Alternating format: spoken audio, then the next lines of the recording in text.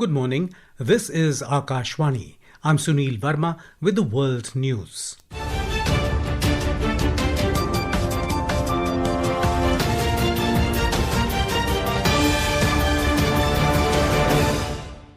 The headlines.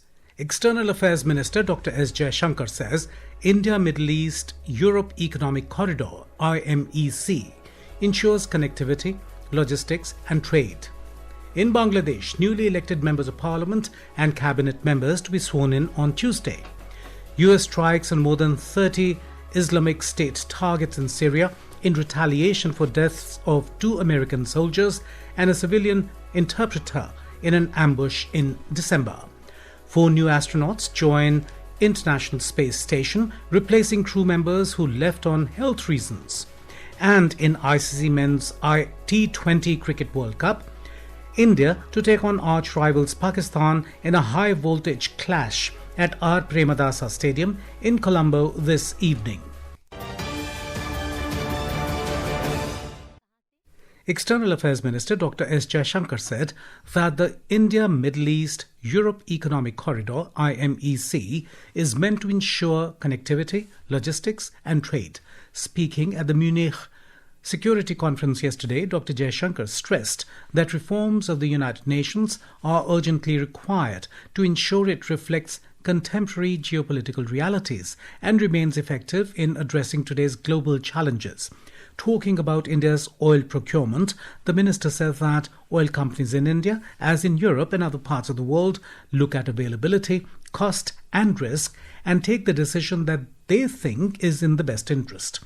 He underlined that the world is heading towards greater multipolarity and there will be many more independent or autonomous centers of decision-making. Where the energy issues are concerned, oil companies in India, as in Europe, as probably in other parts of the world, look at availability, look at costs, look at risks, and take the decisions that they feel is in the best interest. So many things are changing, and so many of us are doing our calculations and recalculations. The External Affairs Minister also engaged with G7 foreign ministers on the sidelines of the Munich Security Conference. He reiterated India's support of the UN at 80 agenda, particularly meaningful reform of the UN Security Council. Newly elected members of parliament and cabinet members are set to be sworn in on Tuesday, February the 17th, following the landslide victory of the Bangladesh Nationalist Party, BNP, in the 13th national election. More from our Dhaka correspondent. BNP Chairman Tariq Rahman's press secretary Saleh Sibli said the MPs will take oath at 10 a.m. on Tuesday at the Jatiya Sansad Bhavan. Chief Election Commissioner A.M. Nasiruddin will administer the oath. Later in the afternoon at 4 p.m., President Mohammad Sahabuddin will swear in the new cabinet members at the South Plaza of Parliament. According to constitutional procedures, after the MPs are sworn in, the parliamentary party that commands a majority will hold a meeting to elect its leader. The elected leader will then meet the President to formally stake claims to form the government. The President will first administer the oath to the Prime Minister, followed by Ministers, State Ministers and Deputy Ministers. Naval Singh Parmar, World News, Dhaka. The United States military has said it carried out more than 10 strikes on more than 30 Islamic State targets in Syria earlier this month. The attacks were carried out in retaliation for the deaths of 2 American soldiers and a civilian interpreter in an ambush in December. U.S. Central Command said the strikes, conducted between February the 3rd and February the 12th, targeted weapons storage sites, communication hubs, and other infrastructure linked to the militant group. According to Central Command, more than 50 Islamic State militants have been killed or captured over the past 2 months, and over 100 targets have been hit. The development comes a day after the U.S. military confirmed it had transferred thousands of Islamic State prisoners from Syria to Iraq for trial.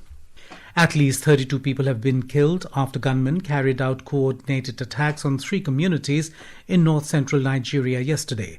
The early morning raids targeted Tunga Makeri, Konkoso and Pisa in the Borgu area of Niger State. Northern Nigeria continues to face a complex security crisis involving Islamist militants and armed gangs engaged in kidnappings for ransom. The latest violence comes after weeks comes weeks after a deadly attack in neighbouring Kwara state that left 162 people dead. More than 6,000 people were killed over 3 days in Sudan's Darfur region in late October 2025 after a paramilitary group launched a violent offensive, according to the United Nations. In a report released on Friday, the UN Human Rights Office said the Rapid Support Forces carried out widespread atrocities during their offensive to capture the city of Al-Fashir. This is Akashwani. You're listening to World News. We bring you the top international news and updates from around the globe. The International Space Station has returned to full crew strength with the arrival of 4 new astronauts, replacing colleagues who left early due to health concerns. The new arrivals, who are set to spend 8 to 9 months aboard the station, are NASA astronauts Jessica Meir and Jack Hathaway, France's Sophie Adenau, and Russia's Andrei Fedyaev. Last month's medical evacuation was NASA's first in 65 years of human spaceflight. One of the 4 astronauts launched by SpaceX last summer developed serious health issue, leading to an early return. The departure left only 3 crew members on board, prompting NASA to pause spacewalks and scale back research activities. India will take on arch rivals Pakistan in a high-voltage clash of the ICC Men's T20 Cricket World Cup 2026 at the R. Premadasa Stadium, with both teams aiming to maintain their winning momentum. The game is scheduled to start at 7 p.m. Indian time. Both sides are at 4 points from 2 games each, with 1 more game scheduled after tonight's match. A report. Riding high on a dominant 7-1 head-to-head record in T20 World Cups, India lock horns with Pakistan in their marquee clash at Colombo's R. Premadasa Stadium today, brimming with confidence after back-to-back victories. Both sides are locked on 4 points each, setting the stage for a mouth-watering battle of form and firepower as cricket's most intense rivalry lights up the World Cup stage once again. Even with rain clouds hovering over Colombo, the mood among fans has been electric as thousands from across the globe have converged on the city, hoping for a full-throttle spectacle. The build-up, however, has been anything but ordinary, with the contest having been briefly thrown into doubt after Pakistan announced a boycott, only to make a dramatic U-turn days before the match. Since confirmation, Colombo has witnessed a tourism boom, with hotel room rates at several 5-star properties soaring by nearly 300 to 400% and accommodations going completely sold out. Ahmed Moin Farooqi, Akashwani News, Colombo. In cricket, India women will take on Australia in the first T20 International of the 3-match series in Sydney this afternoon. The match will start at 1:45 p.m. Indian time with the team led by skipper Harmanpreet Kaur. Speaking ahead of the game, Harmanpreet said the team aims to achieve all its targets, including defeating Australia at home ahead of this year's ICC Women's T20 World Cup in the UK. In the ICC Men's T20 Cricket World Cup, West Indies will face Nepal at the Wankhede Stadium in Mumbai at 11 a.m, while the USA take on Namibia at the M.A. Chidambaram Stadium in Chennai at 3 p.m. Last night, South Africa defeated New Zealand by 7 wickets in a Group D match in Ahmedabad. Asked to bat first, New Zealand scored 175 for 7 in 20 overs. South Africa chased down the target in 17.1 overs, led by Aiden Markram's unbeaten 86 off 44 balls. Marco Jansen, who took 4 wickets, was named player of the match. And now, before we close, here are the highlights of the bulletin. External Affairs Minister Dr. S. Jaishankar says India Middle East Europe Economic Corridor IMEC ensures connectivity, logistics and trade. In Bangladesh, newly elected members of parliament and cabinet members to be sworn in on Tuesday.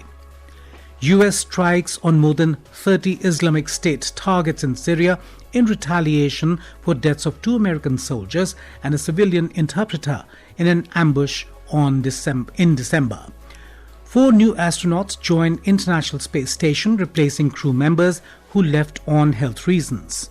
And in ICC Men's T20 Cricket World Cup, India to take on arch rivals Pakistan in a high-voltage clash at R. Premadasa Stadium in Colombo this evening. And that is the end of this news bulletin.